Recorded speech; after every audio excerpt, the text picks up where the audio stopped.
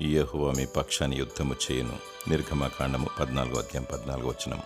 సాతానుడు కయ్యానికి కాలు దువ్వువాడు, గలిబిల్ని రేపువాడు, అపాయమును, అనార్థాలను, అవాంతరమును, అభాండాలను, కీడు, శోధన, శత్రుత్వమును కలిగించువాడు, మరియు జనులను రెచ్చగొట్టి యుద్ధాలను జరిగించువాడు. నేటి చివరి దినాల్లో కక్ష, క్రోధం, మదమత్సరం, అహంకారముతో ప్రతి మానవుడు సై అంటే సై అనే స్థితిలో ఉన్నాడు. వీరందరిలో కలహమును సృష్టించువాడు సాతానుడే.